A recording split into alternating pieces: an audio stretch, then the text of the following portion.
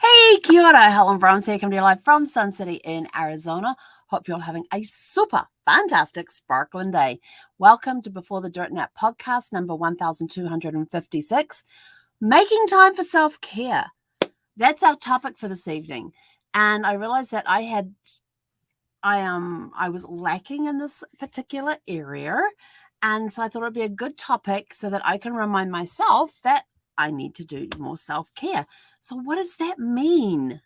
Well, like for example, last night I got caught in the rabbit warren of genealogy. I haven't done this for a while. I was on a hot trail and Zeffy came out from the bedroom a few times, and she would come and she would put her front paws up on the seat next to me and whine at me as though to say, "Come on, Mum, time to go to bed." And I look at her and give her some scratches. Go, "Oh, how you doing?" And just chat with her take a stop and chat with her for a little bit. And she would look at me, put her feet back down, and go, "Pff," and walk back off into the bedroom. And I didn't really take much notice of it. And then the next time, and then one time she came out and she was determined she was not going to leave. She was not going to stop whining until I got off my butt and followed her. And so I finally realized what the time was. It was like 12:30 in the morning. And I looked at her and I went, "Oops, now I see what the problem is and why you have been like this." I said, "Thank you very much for making sure I get a good night's sleep." And so I got up and I started doing, I suddenly turned everything off. I got up, I started doing my routine. She sat by the recliner there and watched every single moment. If I made a move towards the table, she would go, I was like, "I'm just getting my water. I was just getting my, what was I getting? I was getting my Tri-Ease, help me sleep." And she would watch like a hawk. And if I even looked like I was going to put my butt on the seat, she would make a noise. And so I finally got everything done. I refresh her food every night before I go to bed. I wash out her bowls. I refresh everything, food, her water. So I did all of that. And then went into the bathroom and brushed my teeth, and then went and got changed for bed and all that sort of stuff. And she followed me.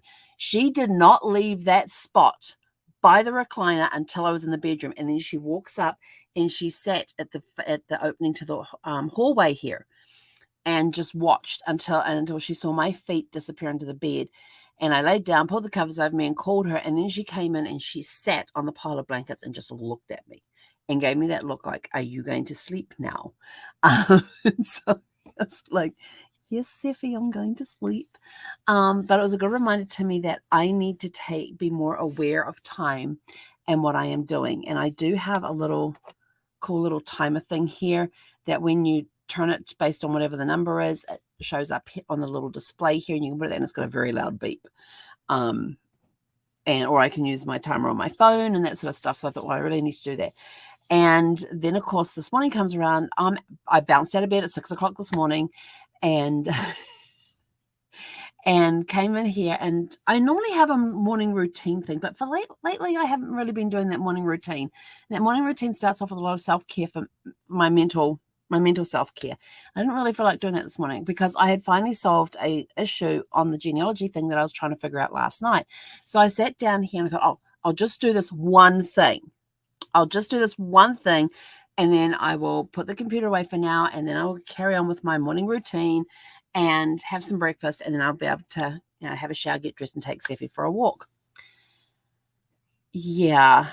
Zeffy finally emerged, and remember, I got up at 6 o'clock to do this, and Zeffy finally emerged at 9 o'clock this morning, and she comes straight over to me, and she's whining up a storm, and I looked at her and I went, "Oh, good morning," and gave her all the good morning love and talking to that I do every morning.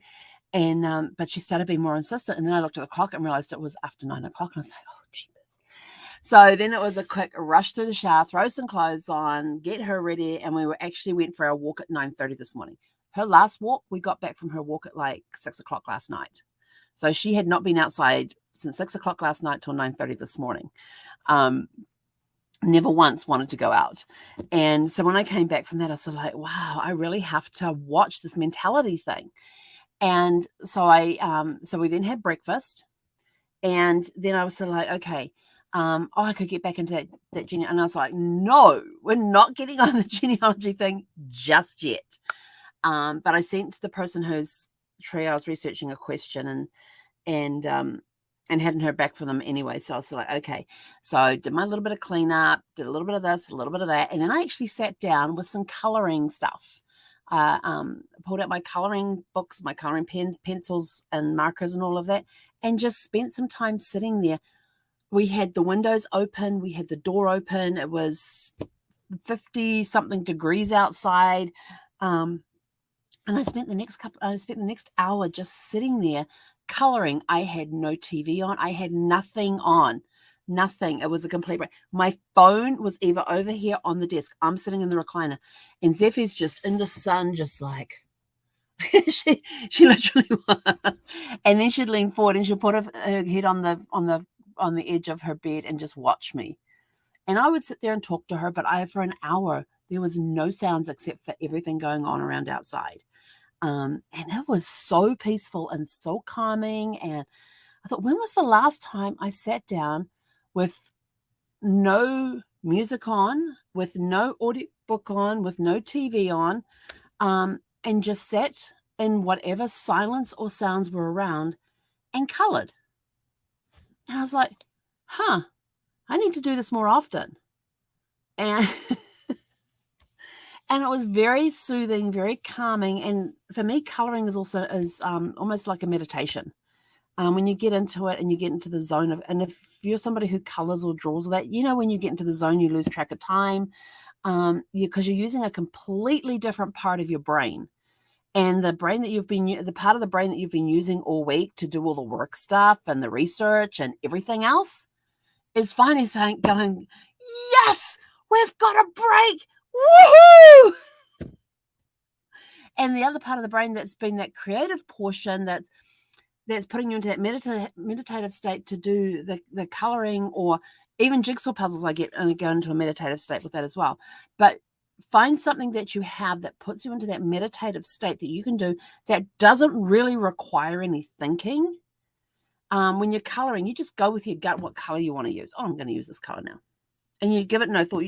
Or like me, you just reach over, pick up a pen or a pencil or whatever and just start using that particular color.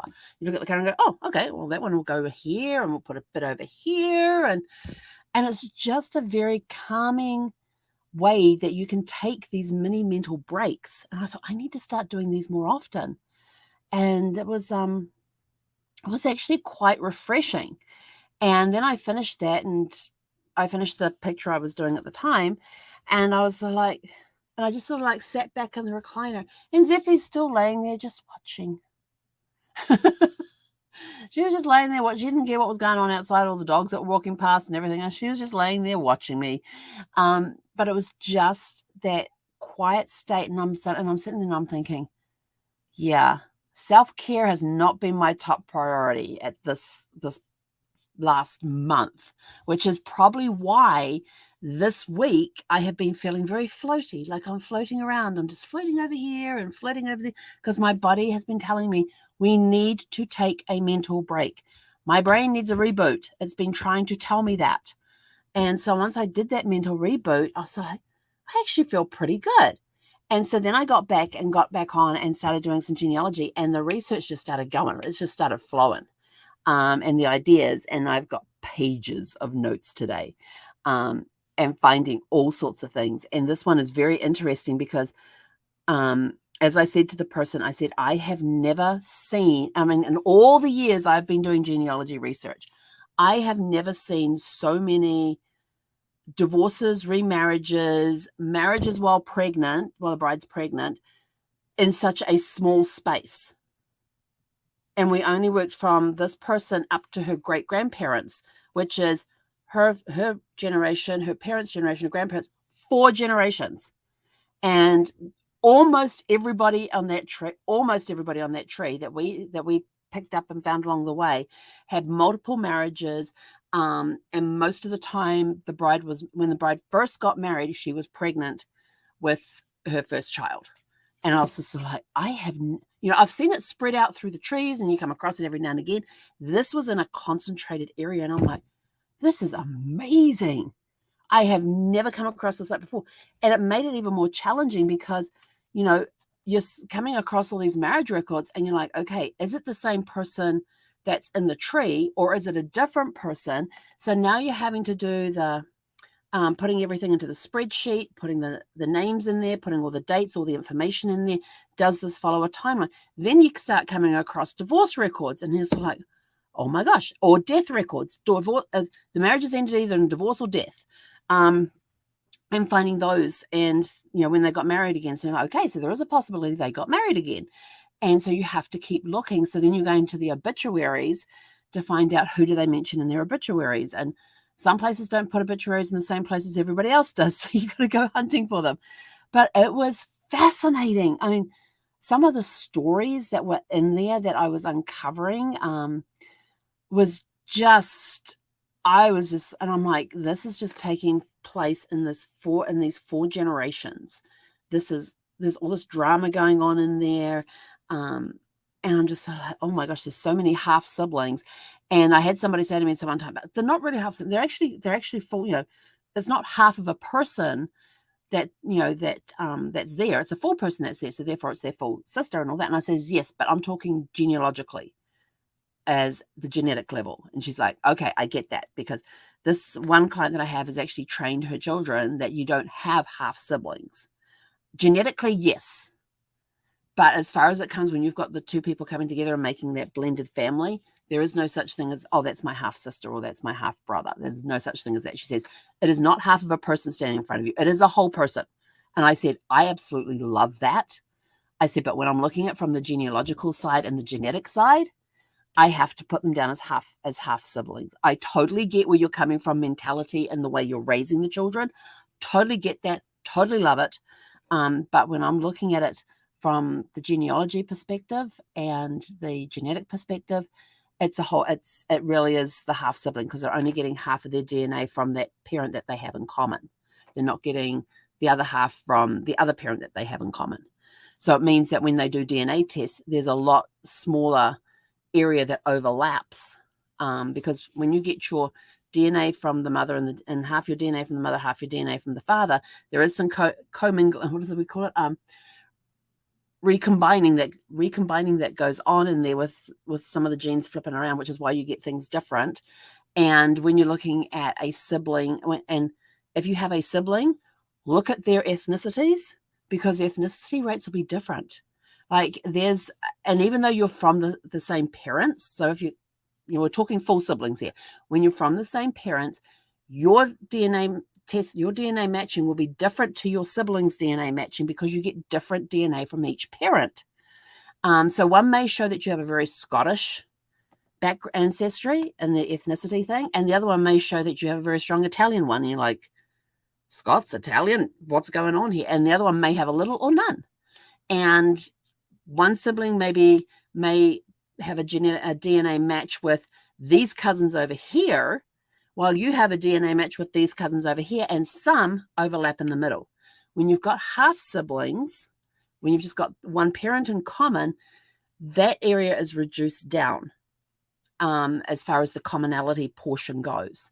So you do have some overlap, but that overlap gets smaller when you get half siblings thrown in there.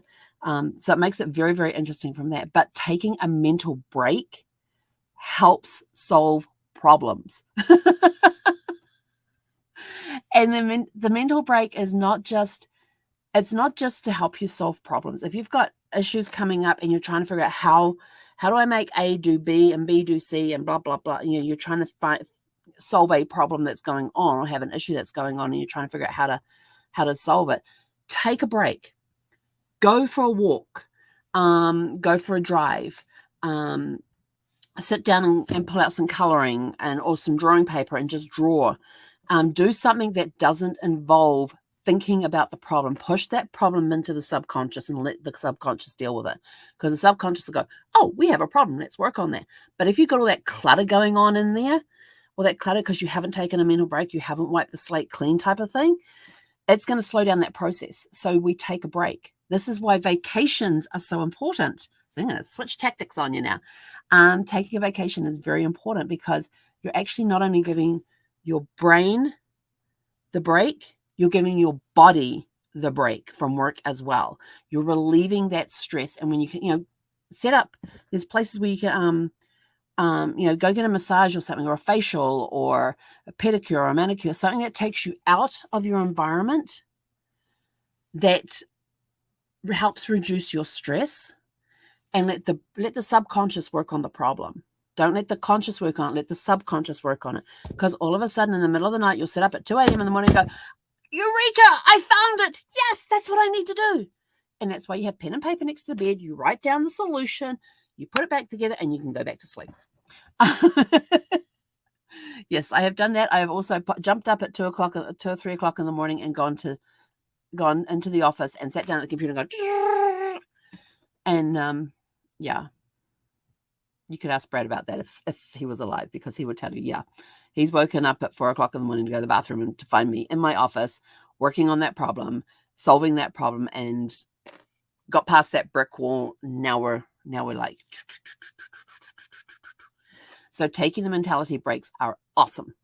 Not only does the mental breaks help relieve your stress, help calm you down, you're clearing the brain, you're hitting that reboot button like you do on the computer when the computer starts getting slow because of all the memory that you're using up and everything else, and you reboot the system, or you go in and you clear cookies and cache and all that sort of stuff, and the system starts going faster. You're doing the exact same thing for your brain when you take a vacation, when you take a mini vacation, when you take, even if it's just going out for the day and doing something you don't normally do, which is why Sundays I refuse to put the computer on. The only thing I do on my computer is my evening calls, my evening Zooms. The rest of the day, I am not on the computer. And I try and stay offline on my phone as well. We will go for a drive. We'll pick up breakfast from somewhere. We'll go to the dog park so Zeffy can run around. But it preps us for that coming week. And I suddenly realized today when I was sitting there just in that meditative state doing my coloring that we haven't been to the dog park for about 5 or 6 weeks. And I'm like, how did that happen? Because I got so in my head with everything, with all the planning and everything else, with everything coming up. And I couldn't figure out why I was doing in this floaty mode where I felt like I didn't know which direction I did. This whole week I've been like, I get up in the morning, I'm like, okay, what am I supposed to be doing today? I have no clue. And I've just been in this limbo status all week, and it's really affected everything. And I suddenly realized today when I was doing that coloring that that's why I have been in that mode, because we have not done our normal Sunday routine of going for a drive, going to the dog park, picking up breakfast from somewhere, and just driving around. And we won't be doing that tomorrow because I'm going to get an oil change done on my car because a little oil leak came on. I was like, damn it. And I was planning on going out and doing that today, but that didn't happen. So maybe we can get it done tomorrow. We'll get it done on Monday morning or something. I don't know. But we have to get it done. And then I got a notification that there's a package that has arrived. And I'm like, oh, I wonder if that's Zeffy's bark box, because her December one hasn't arrived yet. It's still on the way. It just hasn't arrived yet. And it left the beginning of December. So, we're looking at 6 weeks, 5 weeks since it was sent. And the January one is due like January 17th, I think, is the delivery date on that one. So we're going to be having 2 bark box opening sessions this month, which will be awesome. So now I know. So, if you find yourself in limbo and you're not ready, and you have all of this stuff over here to do, things that you want to do, plans that you want to put into place, goals that you want to go out and achieve and all of that, and you like look at them and go, yeah, no, it's not what I want to do. Oh, should I do this? No, don't feel like doing that either. You just feel like you're in limbo and you really don't feel like you're doing anything. Go for a walk. Go color something. Go take the day off and go out and do something. That's completely different to what you normally do. Because even that little mini reboot of having an hour of sitting down and coloring, or an hour of reading, or just an hour of doing nothing but just sitting in the silence and getting into like a meditative state. I should have brought it out. I actually have this eye mask, and the eye mask goes over here, and it comes around here, and it's got headphones on each side, and it hooks Bluetooth to my phone. And sometimes when I need to take a cat nap, I actually have a track. It's called Cat Napper. It's a 30-minute track, and it gives my brain a break. It's a meditative thing where it's like one of those self-hypnosis type of things, but you're also fully aware of what's going on around you. And so I put my little head mask on so that my eyes are covered. Not only are the eyes covered, but the area where the eyes are on the mask is so you can actually open your eyes behind it and flicker out. Open your eyelids, and your eyelashes are not touching the material. So they've actually got a space carved out in there for the eyes. And then it comes around and you've got headphones that go in your ears, because a lot of things like Catnapper, the Catnapper program works on equal distance from the speakers. A lot of the meditative stuff that you do where they have sounds and things work best if you have headphones on, because your ears are equal distance to the speakers. And that's where a lot of those programs that have the different sounds in it, that have the alpha, theta, beta waves, whatever they are, all those different waves in it, work best when your ears are equal distance to the speakers, which means headphones work the best. The sleep mask one with the headphones on it works beautifully. And a lot of people go, oh, and you think it'd be hot and sweaty, but it's not, because the material on it is also, it's ventilated and everything else. So yeah, I've been using this even in the middle of summer here when it's 120 degrees outside. It's like 90 degrees inside the RV, and I will go take a cat nap. I won't have a blanket on me. I'll just put the fan facing the fan that sits on my dresser will be faced so it's fully flowing, the air's flowing over me, and I'll put the speed up and put my headphones on, my sleep mask headphones, which means it's darkening everything. I'm in complete darkness. I only have the sounds for the HemiSync, and the HemiSync works on, I can't remember which ones, theta, data, whichever waves it works on, but they have to be equal distance, and that just helps me get a 30-minute cat nap. It's called Catnapper for a reason. And then I wake up from that and I'm ready to go. I've had that mental break. I also use it too on long haul flights. Any flights over 3 hours, an hour before we land, I have noise cancelling headphones on that I put on, and I put my Catnapper on, and I wake up 30 minutes later, just as they're about to start all those announcements of we are making our final descent, and put your tray tables up, the electronics get turned off, and do this and do that. And then when I get there, I'm raring to go. I've got the energy to get off the plane and get going. I'm not strolling off with all of those that have sort of like, oh, I'm just getting off a plane. You know those people, you've seen them, where they get off the plane, they're like half asleep and they're trying to remember where they're supposed to go and what they're supposed to do and that sort of thing. Yeah, I'm one of those people that I'm ready to go.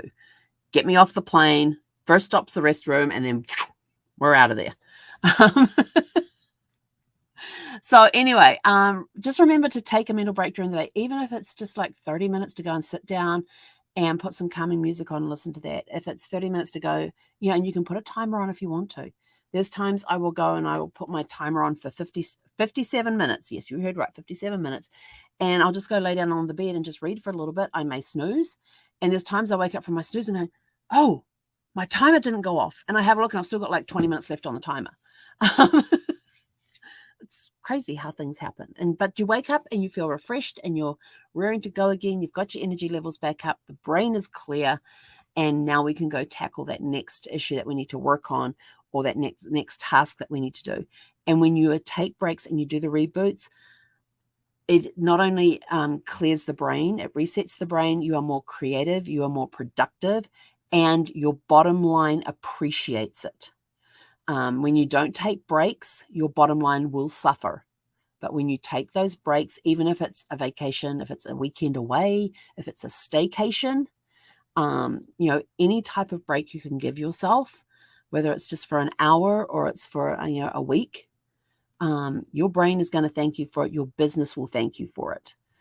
So anyway, that's it from me. I'm out of here. Go have a super fantastic sparkling weekend, rest of your evening, and we'll catch you guys back here at 6 p.m. Pacific time tomorrow. Hey, konara.